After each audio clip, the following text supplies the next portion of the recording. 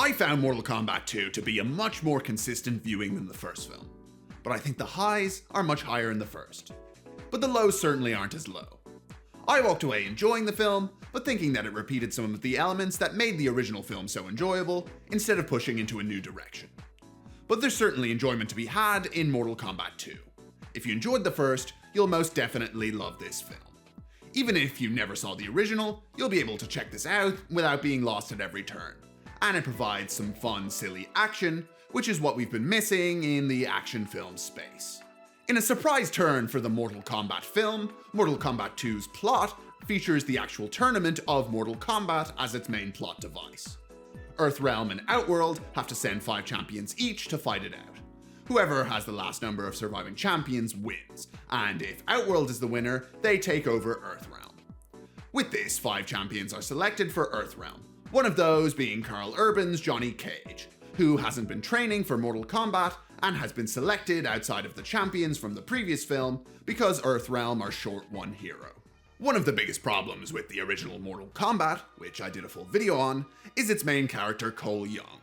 However, the main character of this film is positioned to be Johnny Cage from all the marketing material.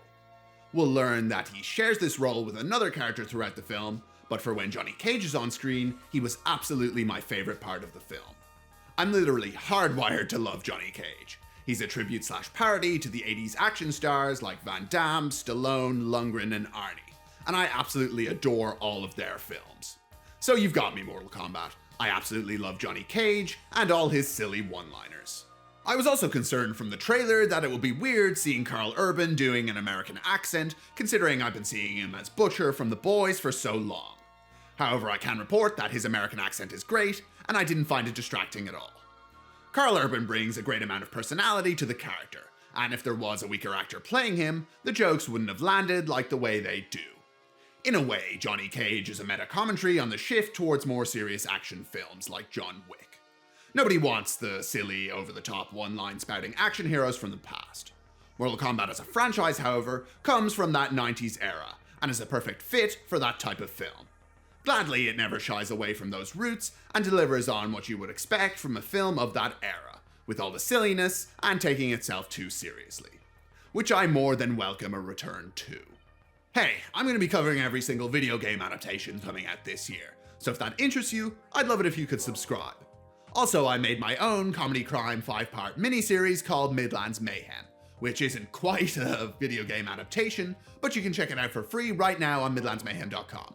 We've also got some cool fights in it like video game movies have, so if that interests you, it could be cool if you checked it out. Anyway, back to the video. The thing is, Cage isn't strictly the main character, as they swap screen time between him and Kitana, who is the princess from the realm Edenia, which got taken over by Outworld because they lost Mortal Kombat.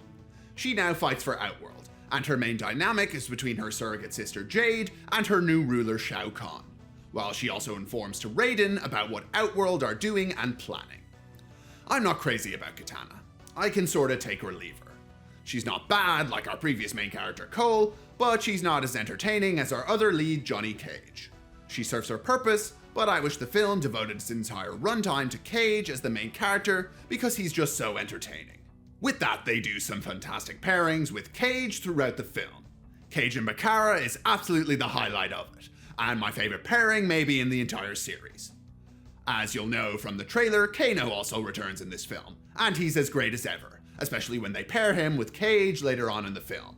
He gets a lot of funny lines, my favorite being when he takes the piss out of Quan Chi. The other characters are mostly serviceable. Shao Kahn gets the most screen time as the primary villain of the film, and he's serviceable. Certainly looks cool and plays the part, but he's not as great as Sub-Zero was in the first film. But what about the original's biggest issue with Cole Young? They do, as I correctly predicted from the trailer, give him a severely reduced role in the film, which is for its best. However, a couple of the other very cool side characters have their role reduced as well, like Jax or Shang Tsung, who I very much enjoyed in the original. Also, you'll know from the trailer that Scorpion returns, and his inclusion felt a little tacked on for me. Without spoiling, it's repeating a very similar arc to the first film without anything new to spice it up. Him being in the film felt more like an obligation than anything, and I would have preferred if they either ramped up his inclusion to be more of a focus with a new character arc to give him, or just not include him at all. There's already a lot of great, interesting characters in the film, and there's no need to include him unless you have something to do with him. The second half of the film is where it really comes alive, where the main crew are sent on a quest to destroy an amulet. But the first half of the film is where it's at its weakest. For one, the opener with young Kitana and Shao Kahn isn't as entertaining as the original opener with Scorpion and Sub-Zero. Then once we move to Johnny Cage and him being introduced to the main crew from the last film, it almost speedruns every issue I had with the original film. For one, Sonya Blade, who I referred to as the magical exposition woman, goes and fills Johnny Cage in on a ton of exposition, giving everyone's backstory all in a row.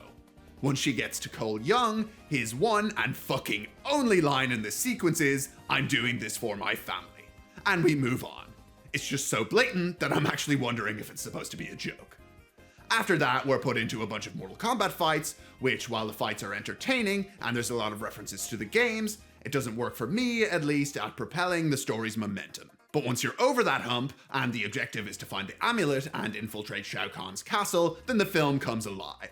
Surprisingly, with a film called Mortal Kombat, the best parts are outside of Mortal Kombat. That's one of the things I didn't give the original film enough credit for. It was very smart to center it around fights outside of Mortal Kombat, as it's a little limiting to its story structure. The film is really at its best when it's doing a journey across the realm to get to the castle, which is where the Bakara-Cage pairing takes place, and then later the Cage and Kano pairing. A great part about the original and those sections in the later part of this film is they had a lot of real locations that were post-enhanced with CGI instead of fully relying on a CGI background. It gave the film a lot more weight and allowed me to connect with the world more. However, Mortal Kombat 2 is a bit heavier on its CGI backgrounds, especially through the actual Mortal Kombat tournament rounds, which left me feeling a little disappointed. Although I must say that Liu Kang's arena is fantastic looking, even though it's a CGI background. However, the fights, and specifically how Johnny Cage moves throughout the film, is fantastic. All the flips and movements with him dancing around and showing how agile he is was fantastic to watch. It was a concern that we weren't going to get that level of action in the film, but fortunately they delivered on that. I will say that I'd watch an entire one of the Uncaged Fury films because of how great the opening sequence showing a fight scene from that film was. Feel free to call me crazy in the comment section, but am I the only one that was thinking that this film isn't as violent as it could have been? There was obviously some very cool fatalities, especially the one at the end of the film, but the violence didn't seem as visceral for me. Like, for example, the fight between Kano and Reptile in the first film. It was incredibly bloody and had tons of tactile elements in the frame. However, in this film, they never go to the heights with that level of violence. Speaking of taking things to the extreme, I feel like the score of this film is a little lacking. For a franchise with such an iconic, bombastic main theme, I'm surprised that the music is as tame as it is in these films. Especially for the tone and style they're going for, I would have thought that implementing a more in-your-face musical score would be perfect for this film. Or perhaps I'm wrong, and the safe orchestral theming they use in the movie is supposed to amplify the taking itself too seriously vibe. As usual, you get the iconic main theme for the credits, which is always great. I'm going to spoil the film now, so skip ahead with the time code if you want to go in blind.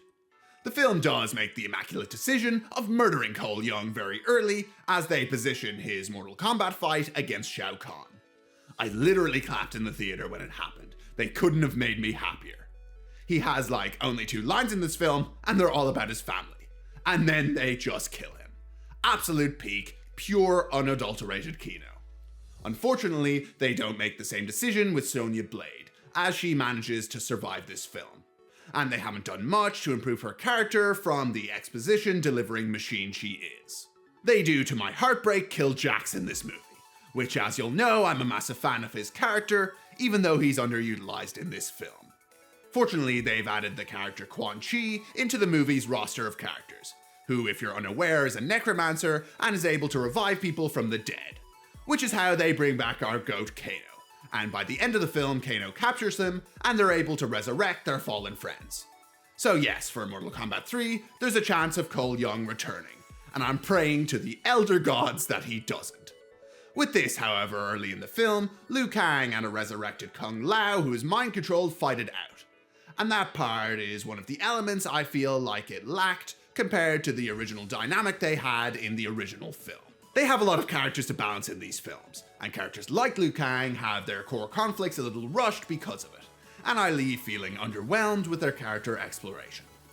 This is the same for the Scorpion-Sub-Zero rivalry, as they both return for this film. Raiden sends Kano and Cage to Scorpion to be their guide in the Netherrealm. Scorpion refuses until he's told that Sub-Zero is alive again. Then he immediately goes, "I'm in." I like the fights, and Scorpion is always cool, but there's not anything new for him to do, so it feels a bit underbaked. Finally, Raiden is nearly assassinated outside of Mortal Kombat, which I thought was a very cool decision, nerfing Earthrealm and giving Shang Tsung the opportunity to get his revenge on Raiden, as they have somewhat of a rivalry going on. This also feels a little underbaked, however, as if there's only a tiny amount of screen time between them. I kinda wish there was a whole arc or a side plot developed for this rivalry. Mortal Kombat 2 recognized its biggest issue from the first and solved it by adding the fantastic character of Johnny Cage. He's endlessly entertaining, and Karl Urban is fantastic as the character. However, the film feels a little unfocused, as it's juggling so many characters. They tried to fit so much into the film, where it seriously would have benefited from a stripped-down approach with a more concise focus on Cage as the main character. There's still lots of great elements to the film. They still nail the tone, and while I wish there was slightly more violence, the violence we do get is still very entertaining. The film is much more of a consistent watch than the first, but I don't think it reaches the heights that the best parts of the original film had. That being said, it never stoops as low as the original, since Cole has a severely reduced role. I still like the movie, and if for the third they are able to combine all the great elements from the first two, they'll have an uncontested banger of a film. But for now, we still have an enjoyable, silly action movie that has much more potential for iteration in the third film.